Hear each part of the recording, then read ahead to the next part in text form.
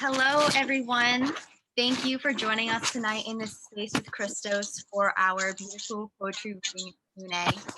We are so honored and grateful to be able to have a contributor from This Bridge Called My Back join us tonight. And it feels crazy to even say these words out of my mouth.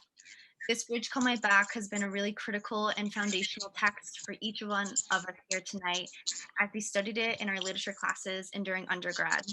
And I never would have thought that 3 years later from first learning about this bridge that we would be speaking with someone who is a contributor and part of forming such a transformative piece for all of us. Thank you again, Chrystos. And you know, when I first sent out the email asking for you to join us, I never even expected a response. So to be here in community and in conversation with you tonight is really something special. Chrystos has been the recipient of the Sappho Award of Distinction from the Astraea Lesbian Foundation for Justice, NEA and Barbara Deming grants, and the Human Rights Freedom of Expression Award, in addition to winning the Audre Lorde International Poetry Competition. Chrystos's work as a poet and activist spans native land and treaty rights, freedom for imprisoned Indigenous activists, and feminist, two-spirit, and lesbian solidarity. A proudly self-educated poet, Chrystos's powerful work celebrates sovereignty and desire as counterforces against colonialism, genocide, patriarchy, and hegemony. We are so honored to have you here in the space tonight, Chrystos, and as a way of saying thank you, we wrote a letter to this bridge, and more specifically you. Prior to starting the book club, we were a group of women of color literature students studying critical race studies and cultural studies. One of the primary texts we studied during our time in college was This Bridge Called My Back, which was so intimately allowed us to reflect on our identities as women of color and give us language and a framework to understand these identities and to fight in this ongoing revolution and form our own women of color coalition. Because of this bridge, we were able to place ourselves in a longer genealogy of radical ancestors, elders, and history. This bridge has connected us younger folks to our radical roots, showing us that we aren't reinventing anything new, but rather we are the next in line. It was so powerful to read and discuss this text within our classroom. We have spent time with Chrystos' pieces, He Saw, and I Walk in the History of My People. In the community that we are creating and are creating here at the book club, these two pieces has unearthed for so many of us, the intergenerational traumas and violence that we have somehow been walking with, while at the same time giving us a crux for resistance.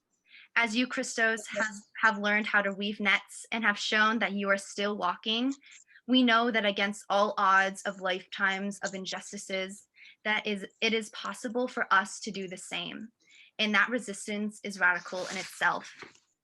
You have given us the confidence to speak our truths as we live them and to ferociously engage and confront our many isms in the flesh. Your work is an unapologetic and unembellished confrontation of truths, histories of violence and internalized isms that are so often swept under the rug. But you, Chrystos, make them hyper-visible. Your work encourages agitation and discomfort, which we are so often taught to shy away from in an attempt to decenter our voices, experiences, and our truths. Thank you, Chrystos, for your work, and we are so excited to hear you read.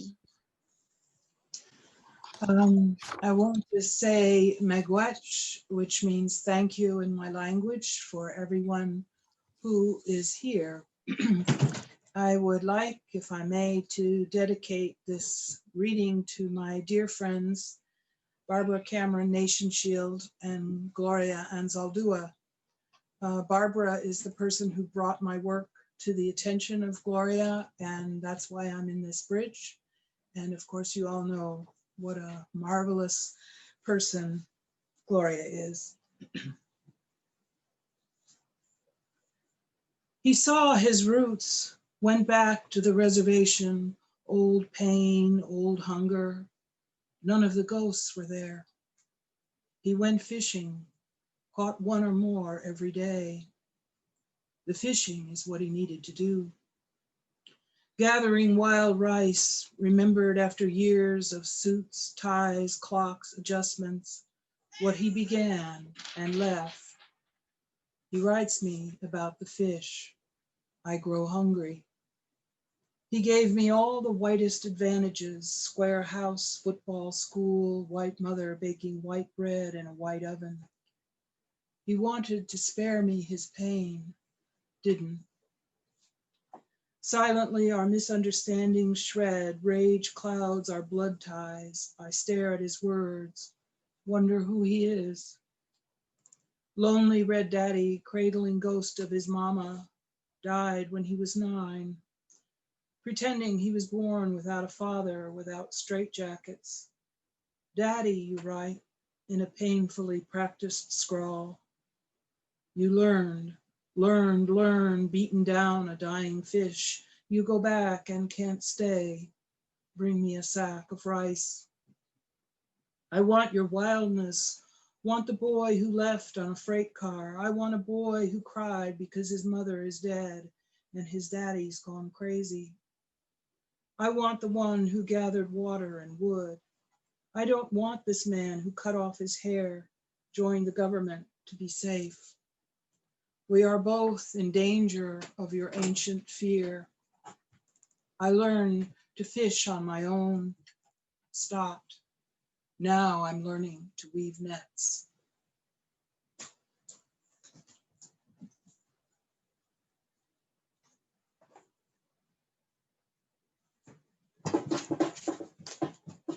And this poem is especially for Barbara Cameron Nation Shield, who remains one of my dearest friends. Vision bundle. Within mystery wrapped in torn deer hide, we cannot speak of the sacred. Our mother is who they want to strip, pull out her bones, fuel their air conditioners. Unconditioned air is the one we breathe. Speaks to us tongues of stars, wind, times to plant, times to be silent. They have a machine for everything, even this. One soul looking for a song we might dream, a smooth place where we could dance together without separation. Buttons push them. We live trapped in places we can't dig out of or move. Walls hold old voices, want to be taken down and aired, go to a new place. No one speaks our languages. My father is ashamed of, my mother won't think. We've dead relatives and friends with no common burial place. Scattered, they say we are vanishing. Leaves of autumn, red dust raked away so the snow can fall flat. They have our bundles split open in museums, our dresses and shirts at auctions, our languages on tape, our stories in locked rarewood libraries, our dances on film. The only part of us they can't steal is what we know.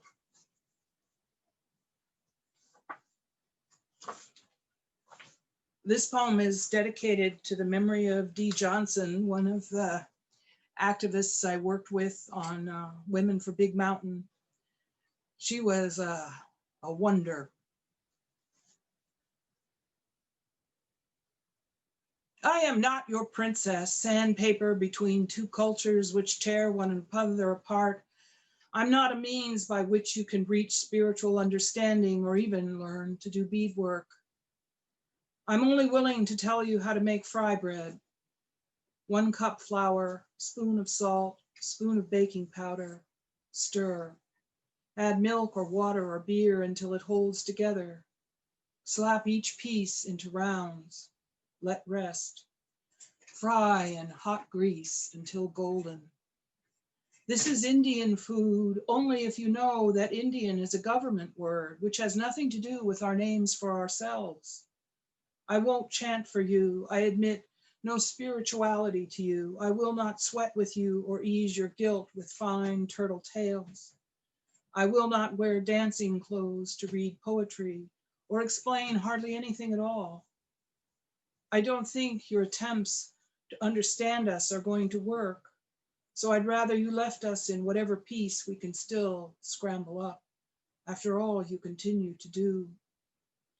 If you send me one more damn flyer about how to heal myself for $300 with special feminist counseling, I'll probably set fire to something.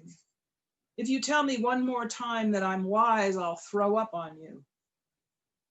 Look at me. See my confusion, loneliness, fear, worrying about all of our struggles to keep what little is left for us. Look at my heart, not your fantasies. Please don't ever again tell me about your Cherokee great-great-grandmother. Don't assume I know every other Native American activist in the world personally. Even that I know names of all the tribes or can pronounce names I've never heard, or that I'm expert at the peyote stitch. If you ever again tell me how strong I am, I'll lay down on the ground and moan so you'll see at last my human weakness, like your own. I'm not strong, I'm scraped. I'm blessed with life while so many I've known are dead. I have work to do, dishes to wash, a house to clean. There is no magic. See my simple cracked hands, which have washed the same things you wash. See my eyes dark with fear in a house by myself late at night. See that to pity me or to adore me are the same. 1 cup flour, spoon of salt, spoon of baking powder, liquid to hold. Remember, this is only my recipe. There are many others. Let me rest here, at least.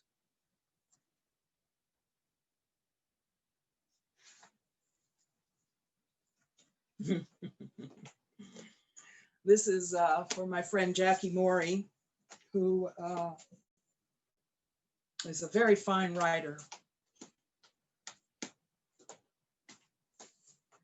And it arose from conversations that we had together. White girl, don't tell me about El Salvador or Nicaragua, especially if you go there for an educational vacation.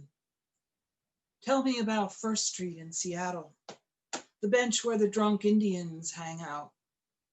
Tell me how long we've been wearing these same clothes, and when was the last time we had something good to eat. Tell me about the uranium pilings we build our houses out of in 4 corners. Tell me about seeing your supposed people endlessly flickering across gray screens and still being called savages. White girl, don't tell me about South Africa. Tell me about the streets of Philadelphia where a Black man slept in the snow and nobody cared but me. Tell me about being an 11-year-old girl whose leg is shot off because she was accidentally in the way of an argument the numbers runner is having with the mafia man. But tell me about having a mother so drunk she can't take care of you because she knows even sober she couldn't give you what you need. For every hungry belly you want to blame on somebody else, somewhere else, exotic or romantic, I can show you 10 bellies here, empty as your words. Don't talk to me about the prison conditions in Russia or Peru or Argentina. Let me take you to white girl, let me take you to purdy white girl. I'll show you some torture that works and works and works, doesn't leave a mark. Somewhere else is safer and not your fault and not your responsibility. Easy to be outraged and run off to save somebody on your white horse airplane. Come back with slides to show me how horrible it is down there. Gore gleaming in your eyes, your excitement just held in. I'll show you blood on every street in America. We aren't the latest fad in your candy striper life. You want genocide? Look out the window at the road going past your house. Honey, it's killing us. Don't send me letters asking me to mail you money so you can go here or there to see how things are. You need an eye exam right here in this town.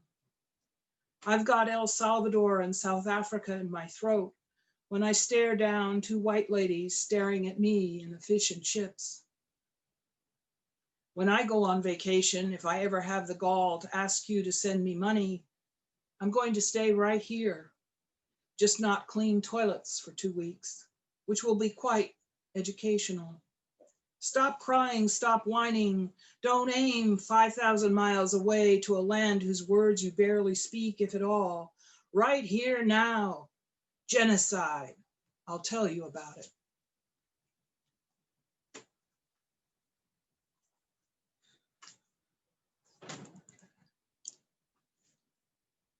This is for Anna Arkist, one of the wonderful lesbians I had the honor to sleep with a few times.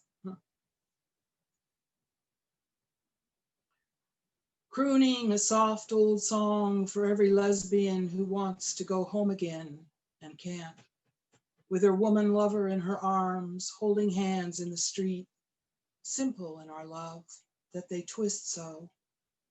No lies, not cousins, not best friends, not roommates. No second bedrooms for show, no pretend boyfriends, no custody cases, no hidden mouths, no grim smiles at queer jobs on the job you'd lose if they knew. Go home with joy and strength. Go home, be received instead of tolerated. No anguished mothers afraid of father's response or neighbor's gossip or grandma's heart condition. Go home to a clean welcome mat, a double bed, no questions, accusations, or expectations. I croon an old soft song for us, rocking down to a kind place we won't see in our lives, fighting for it even when we're drunk in bars because we can't go home. Crooning for us, my heart split.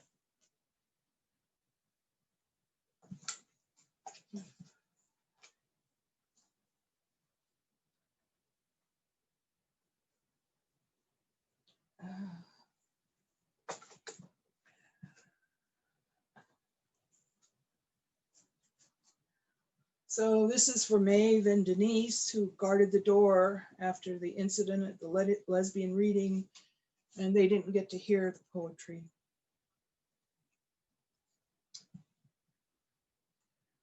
Those tears of a white woman who came to the group for women of color only.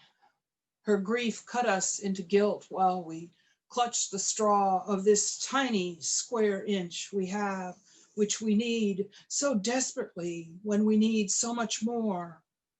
We talked her into leaving, which took 10 minutes of our precious 60. Those Legion white lesbians whose feelings are hurt because we have a lesbian of color potluck once a month for 2 hours without them. Those tears of the straight woman because we kicked out her boyfriend at the lesbians' only poetry reading where no microphone was provided, and the room was much too small for all of us. Shouting that we were imperialists, though I had spent 8 minutes trying to explain to her that an oppressed people cannot oppress their oppressor. She ignored me, charged into the room, weeping and storming, taking up 9 minutes of our precious tiny square inch. Ah, those tears, which could be jails, graves, rapists, thieves, thugs, those tears which are so puffed up with inappropriate grief. Those women who are used to having their tears work, rage at us when they don't. We're not real feminists, they say. We do not love women. I yell back with a wet face, where are our jobs, our apartments, our voices in Parliament or Congress? Where is our safety from beatings, from murder? You cannot even respect us to allow us 60 uninterrupted minutes for ourselves. Your tears are chains. Feminism is the right of each woman to claim her own life, her own time, her own uninterrupted 60 hours, 60 days, 60 years. No matter how sensitive you are, if you are white, you are. No matter how sensitive you are, if you are a man, you are. We who are not allowed to speak have the right to define our terms, our turf. These facts are not debatable. Give us our inch and we'll hand you a hanky.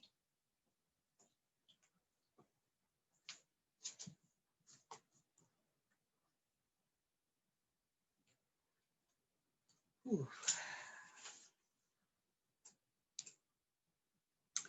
This is dedicated to Ayofemi Folayan, who is also a great writer. And this poem has caused me a great deal of trouble, as you can imagine. But as John Lewis says, trouble can be good. They're always telling me I'm too angry, especially when I mention land theft or rape or genocide. They go to therapy to understand themselves, pound anonymous pillows safely with a stranger in the closed room of proper behavior. There is no pillow I'm angry with. As far as I'm concerned, I'm too tired to be angry enough. Angry that I can't go any place without seeing demeaning images and outright lies about Indian people. I'm livid that we can't even keep the few pitiful acres we have left if they happen to have uranium or copper or coal. Furious that I never feel safe alone in the streets. Angry that other people of color are sometimes as oppressive as whites because whites taught them everything they think they know about Indians.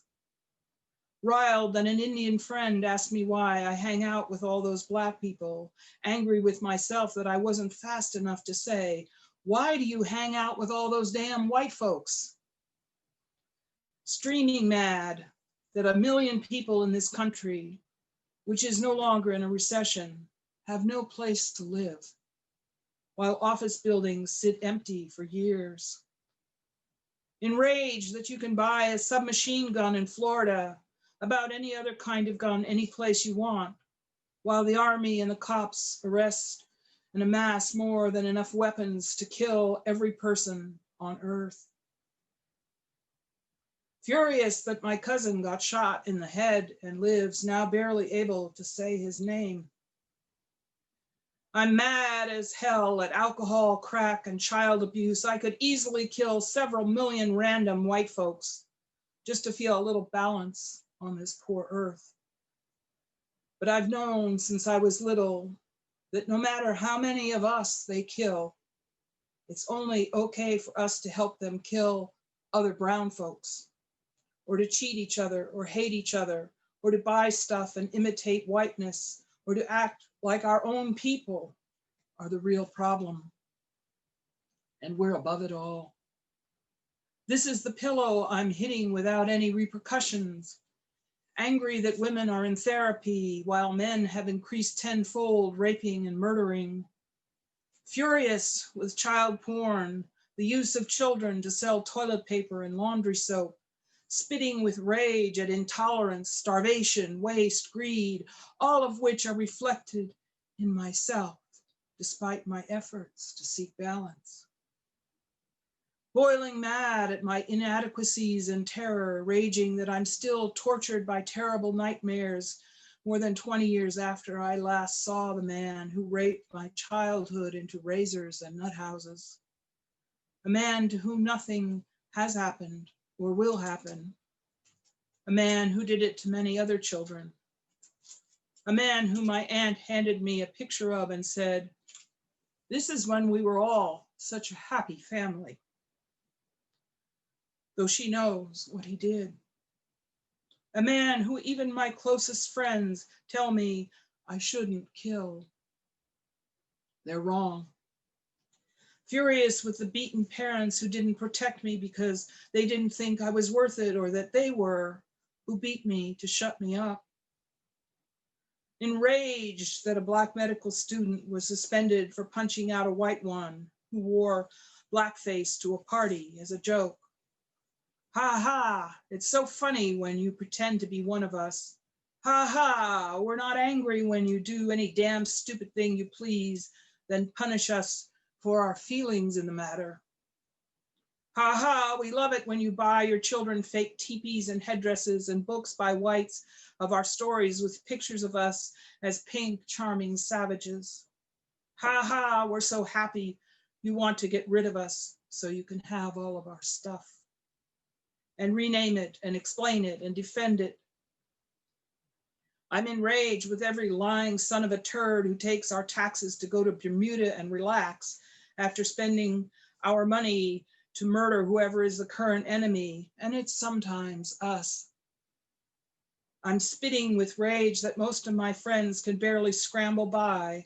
I'm angry that I can't sleep, that I hate myself, that I can't write as well as I want. Because I'm so damn angry, I can't breathe. Furious that nobody else seems to be angry and they don't want me to be either. Enraged at this whole sodden, rotting mess they keep calling civilization. As it poisons the air and the water and kills everyone in its way, which is so barbaric as to lock up its elders for the crime of not being able to take care of themselves, which thinks of age as disease instead of wisdom, which persists in calling queers sick or depraved or immoral, despite the so-called separation of church and state, which doesn't exist. Red hot that I have to defend my anger, that sometimes I'm the nice one in comparison to an even angrier woman, and then I'm treated with more respect, which demeans us both. I'm sick to death of blank eyes, zombies, nice girls, and lesbians who take drugs so they won't be depressed, as though depression is bad when it is a very rational response to our lives. And I have spent my life living inside numbing depression, without drugs, gritting my teeth through another hour and resisting suicide with my bare hands because I can't bear to let them win. When so many of my loved ones have blown their brains out in despair. I'm disgusted with drunks and everybody who thinks they're alive only to please themselves, even though some of them are my friends. I'd like to kill reality, which I don't understand. I want to blow up every stupid university pretending that it is teaching something new when all that's happening is that students are usually treated like fools until they care only about a piece of paper and whether I have a piece of paper or not. All the pieces of paper, all the degrees are burning up in my anger. Everyone will have to face each other as human. I'm sick of everyone who asks, "What do you do?" as though some corporate title or college BA is an identity. I want to tie up all the white supremacists into crosses, set fire to their hatred. I want to fight back with every tendon of my weary body, run by a mind who remembers the toilet taste of jail food, knows the brutality of nut houses, arms that remember straitjackets and forced drugs and the screams of women being dragged off to shock torture. Knowing that to speak up too loudly means to be killed, because decent people beat pillows or their wives instead of racism or hunger, because the idea of being nice is more important than the idea of being real. It's the cotton candy we've all been eating, until I, at least, am sick to death. I'm furious with English-only laws, with Japanese bashing celebrated as some kind of special, holy, clean-cut sport. Furious that anti-Semitism is as respectable as ever and anybody who wants to talk about must be a pushy Jew. I could kill those thousands of people who claim the Nazi Holocaust didn't happen. I'm angry that as these words rattle out of my mouth, I'm already cutting them back, cooling them off, taking the sting out because I'm afraid of what I might do if I hear one more damn time. Why are you so angry? Raging that common sense and kindness are passé, not quite with it. Angry that breast cancer kills twice as many women as men who have died of AIDS, SIDA, but we're all still paying attention to the poor men, as usual. I'm blowing my top about clear cuts, abuse of resources, abuse of workers, torture of animals for testing cosmetics, with the terrifying idea that wearing fur makes a woman sexy or special. With the largest slave labor force in the world, which is called the US Bureau of Prisons. Sick of everyone watching light-filled shadows on a screen more important than life, that your average citizen spends more time asking and adoring those shadows than speaking to their own children. I'm furious with my incoherence, my inability to affect almost everything in my life. I'm angry with everyone who said some appallingly stupid thing about peace pipes or powwows or totem poles or teepees, furious that the accepted ways to solve our pain are to pay somebody to listen to us or to adopt some party line without deviation and preach it to everyone else. Or to get high, or to buy yet another piece of crap we don't really need, or to disappear into games.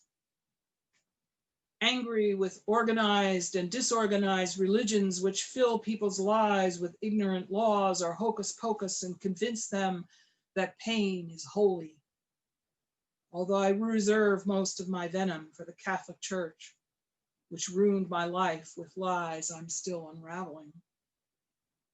I'm angry that none of us lives to our potential, that we're frightened into being the least we can be to survive. Outrage that so much is swept under rugs that we can barely walk. Furious that almost everyone still uses the word blind to mean ignorant or insensitive or clumsy.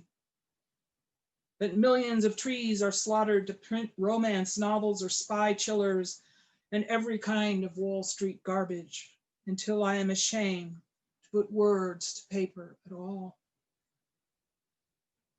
Most of us can hardly function, poisoned by corporate nonsense, assaulted with unnecessary chemicals, making somebody who hates us a nice fat profit. Angry that my back hurts all the time from cleaning the houses of the lazy wealthy for 20 years, not one of whom is as intelligent, creative, or powerful as I am. Angry that I'm going to die this angry and probably not be able to change a damn thing. Enraged that every place I go is inaccessible, even when they've altered the bathrooms inside because it's the law. When a chair still can't get up, the outside stairs are in the door. At the braille signs inside elevators where there are none outside it. Furious with ignorance and apathy, those smug cousins in every family, I can't shut my heart to the pain thudding all around us. Here in my hands are all the faces of those I've seen begging in doorways, on freeway ramps, on sidewalks, begging for change for a meal or a drink, whose desperation is now against the law. This is just the scratched, raw surface of my anger, which is fueled by the righteousness of knowing we don't have to live this way. We could embrace our profound connections and our deep differences, learn from each other, honor each other, begin to live without torturing. If you aren't as angry as I am, we probably shouldn't try to talk to each other, because I'm furious with your fear of anger. I'm angry that others are always telling me that they feel the same way I do, but they're afraid to say so, or they don't know how, or they lose their job or their lover. If you can speak, you can be angry. If you can't speak, bang your fork. If you're furious with me because I haven't mentioned something you're angry about, get busy and write it yourself. There is no such beast as too angry. I'm a canary down this mine of apathy, singing and singing, my yellow throat on fire with this sacred, holy, purifying spirit of anger.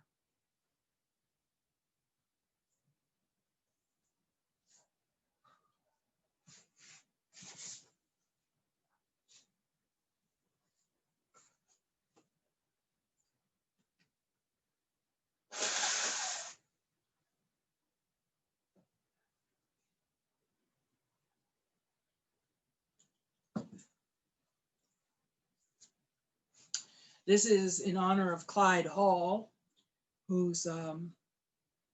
lives on the Shoshone-Bannock Nation and is a dear friend.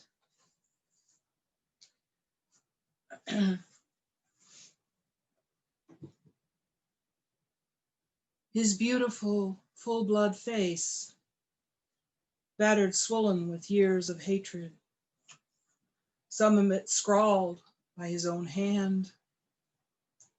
My heart caught on his torn shirt sleeve in the late day summer sun as he passed head down through crowds of yuppies, hippies, and punks who think they suffer. I know him as I know myself. Who knows what tribe he's from, cousin or enemy? Doesn't matter anymore at all. I hurried to catch up with him. Have you had anything to eat? No. I pressed some money into his hand.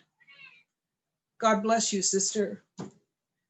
Went away, my head hanging down, hearing the screams of 1 million Americans. He'll only use that money to get drunk. I know, but he's part of all that's left of my family.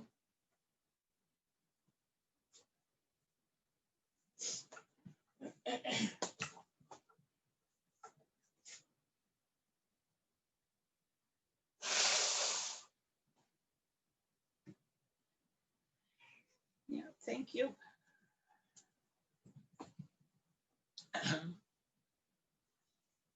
As far as I know, this is the first time an erotic poem had a native language in it.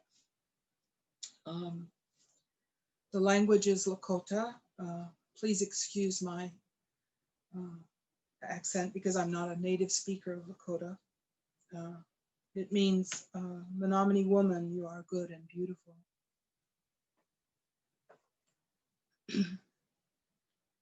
Song for a Lakota woman, for Kelly Morgan. As we came around the curve of a bluff, the lake opened on spread wings of a white egret. You turned to me with tiny wildflowers in your hands, murmuring softly, "We are Menominee on Petukeen Lila Wash Day." All my feathers shone in your voice. Breathing through leaves growing from fiery earth, we came to a place where we knew our mouths would meet. Hurrying to an anonymous room, we showered and plunged into bed. Your soft arms shining brown over me, turning me wild in your hands, a flying lake you drank, flowers in your eyes, as I shouted too loudly, coming open.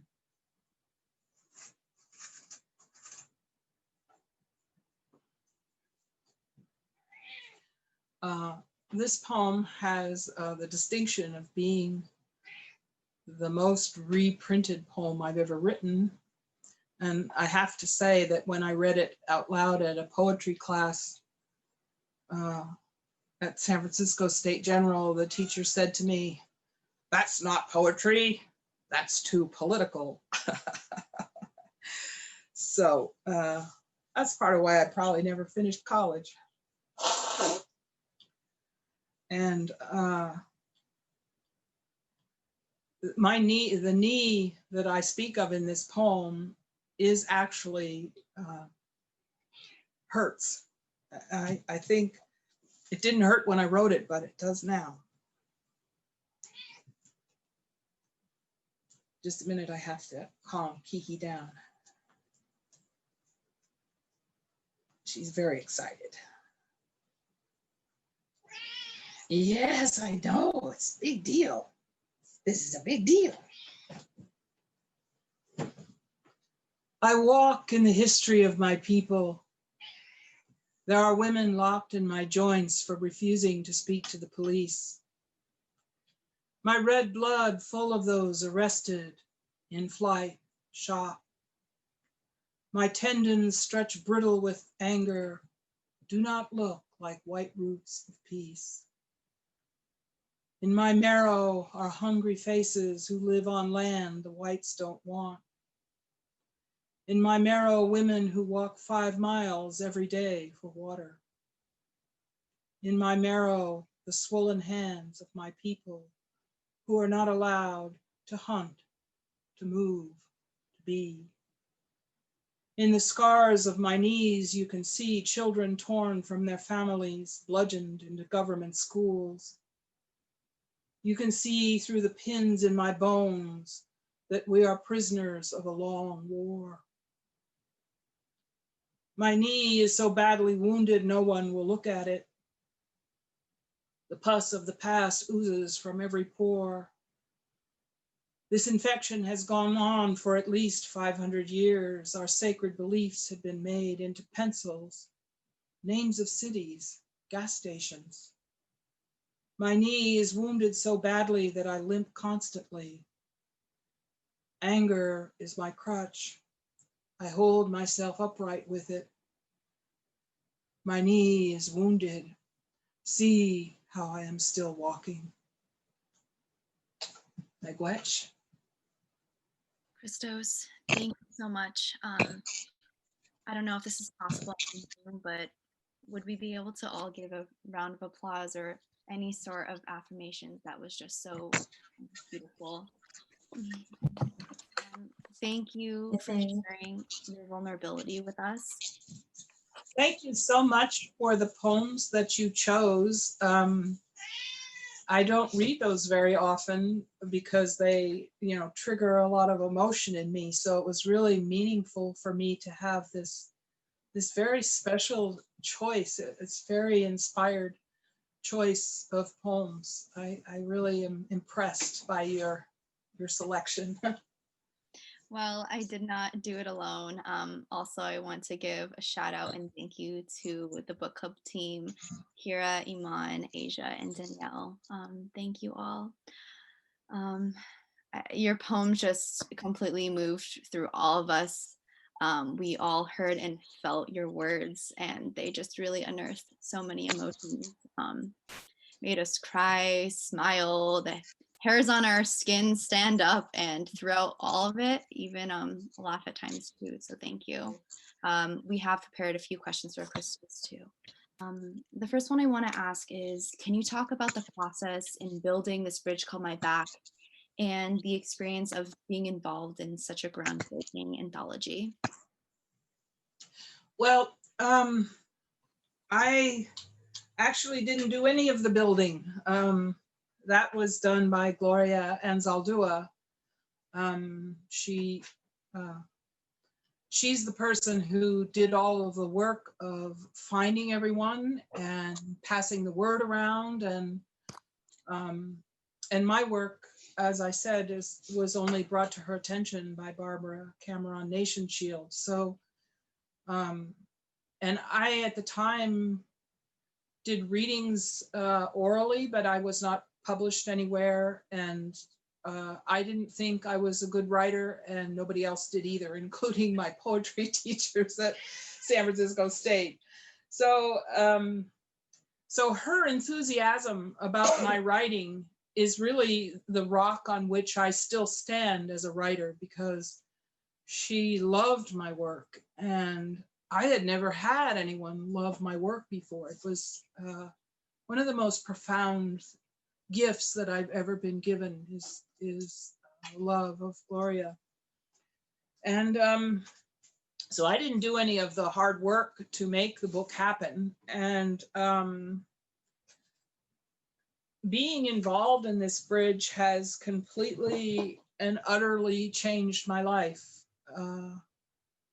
I didn't really think of myself as a woman of color when this bridge began. That wasn't my identity particularly, although I was in different groups of women of color in San Francisco, but you know, we had other names for ourselves, and mostly we were, quite frankly, a party circuit. You know, we had big parties, and particularly over in Oakland, because people had yards there and so on. So, but I didn't consciously think of myself as a woman of color until after this bridge had been published, and that's what everyone started calling everybody. And so I sort of thought, okay, well, I guess that's who I am. And it's been a very educational experience for me to find out about all the other kinds of women that are in this group of people. And I'm still discovering, still learning about other groups of people and what they've suffered and so on. So so that's all I guess I have to say about that. Yeah, I really resonate with that too. I feel like a lot of us, there's a certain point in our lives when we really come to understand what it means to be a woman of color, woman of color, and how that is kind of a political statement for coalitions and solidarities across structural commonalities and differences. So I can definitely resonate with that. You know, you might have already answered a few of the other questions I had for this bridge, but it's been almost 40 years since the bridge called My Back has been published. What do you make of this? And what do you think still remains the same? Well, one of the things that has struck me in the last 40 years as I've gone around performing is that none of my work ever gets passé. You know, the things that are in, for instance, the poem, they're always telling me I'm too angry. All of that still exists. Everything is still going on, you know, chugging away. And at the moment, with this devil number 45, we're in even worse shape than we've ever been before as a group of people. I mostly think the 40 years to me is losing a lot of dear friends. That's what's happened to me in the last 40 years. Many of the people in this bridge died. Many other people that I was very close to, like Beth Brandt and Neelot Butler and so on. A lot of the people that I thought of as my touchstones, my family are dead, and it's very bizarre to be still alive, and everybody that I came up with is not alive anymore, although of course they're still alive in my heart. But the loneliness of that is very hard to live with, because it's extremely hard for me to have those kinds of connections with young people now, because they, for one thing, they haven't experienced what we all experienced, because we were all pretty much of the same age group. And you know, I'm sure that probably none of you have ever been, for instance, in a bar raid where the police raid a lesbian bar and all of the horrible things that happen from that. So there's a gap of history that makes me feel alienated from younger people, because they seem to have grown up in a somewhat better situation. Queers can get married now. That wasn't something that I particularly cared about, and Sonny and I haven't managed to get married. We bought a license at one point, and then we decided that it would be a way for the government to round us up and put us in concentration camps so that we weren't going to get married officially. So that tells you that how different a place I come from in terms of the past, how it still shapes me now.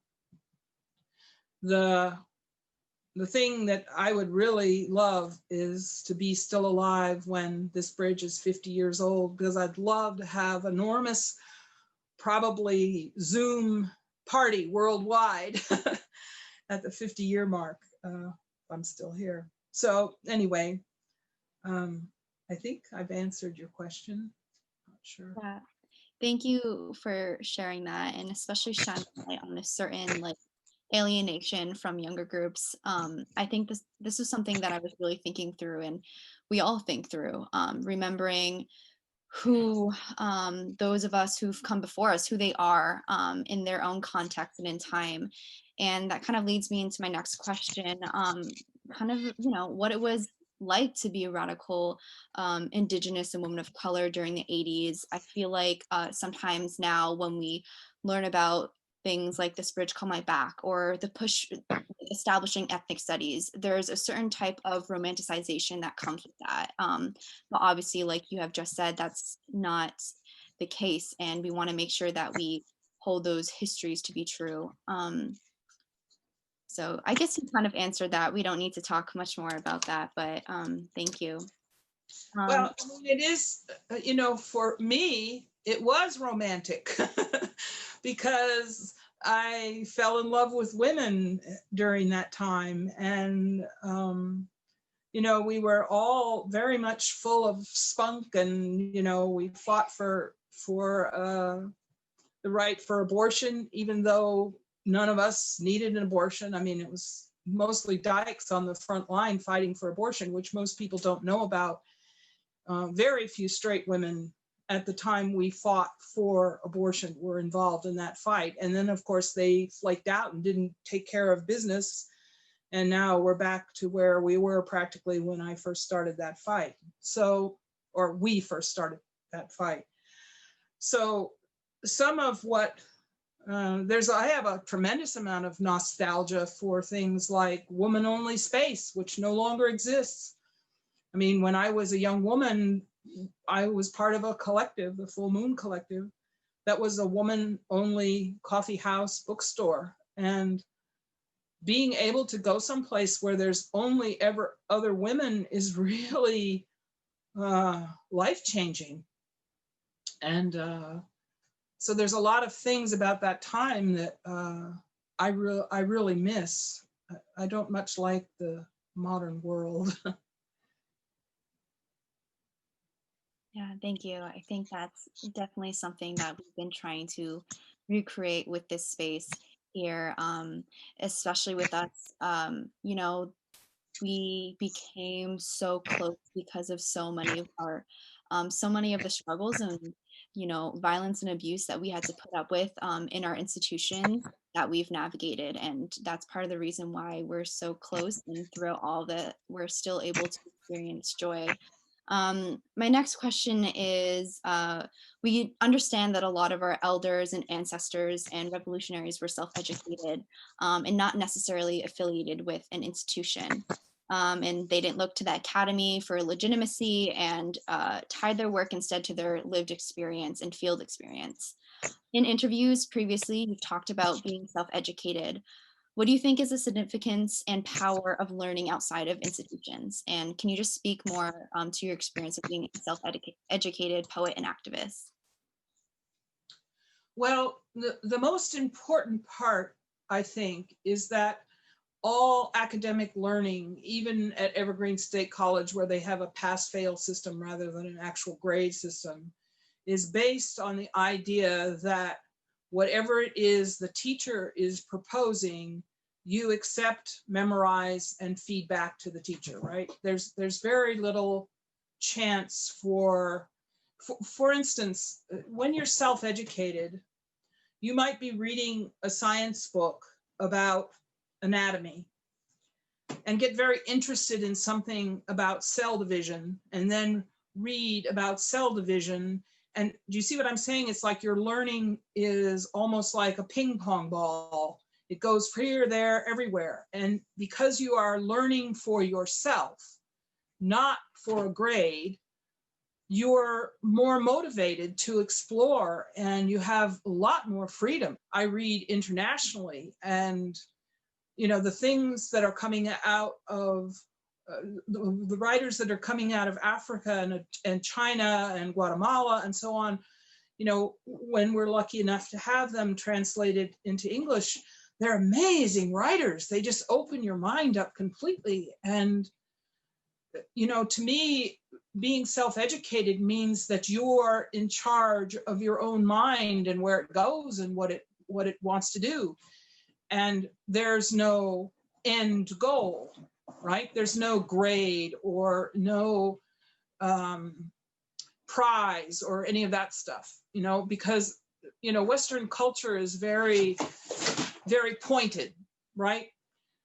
Business is pointed, everything's a pyramid, everything, you're supposed to keep going until you get to the top of the pyramid, and then you lord it over everyone else in your house with a swimming pool or whatever.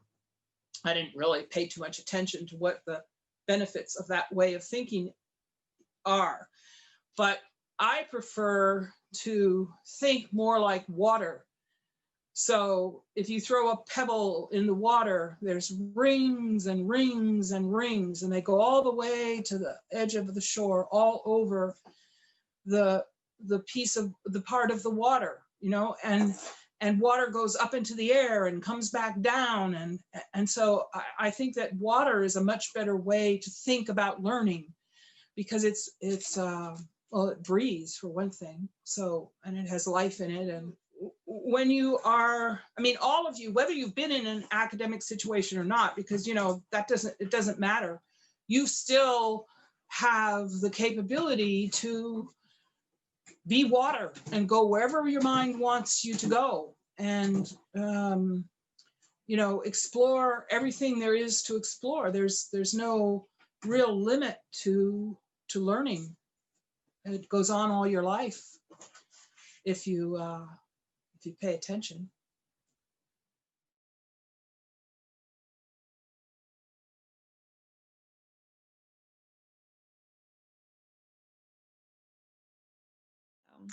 Danielle said, your work has helped make this space and this healing and this beautiful communal anger possible. It's indispensable, and we have to thank you.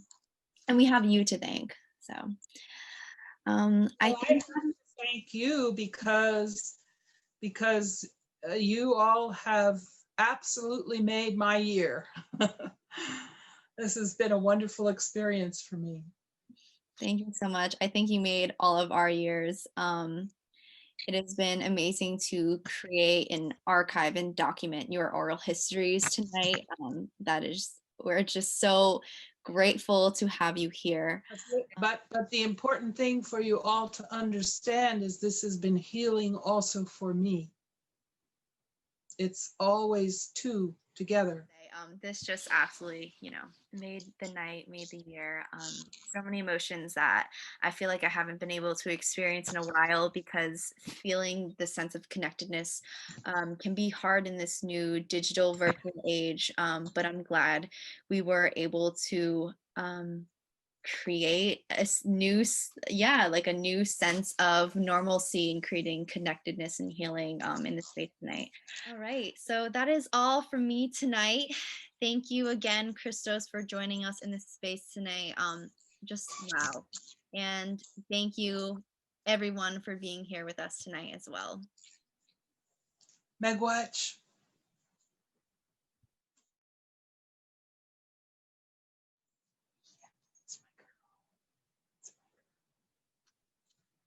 Thank you. And is that Kiki? Yes, this is Kiki. Hi, So Kiki. I'll introduce you to her formally. There's a native woman in Seattle who was called Princess Angeline by the white people, but her actual name was Kiki So Blue. So this little girl is named after her. Mm-hmm. And she's my big pal. She's one of my best editors. If she doesn't like a poem, she'll chew on it.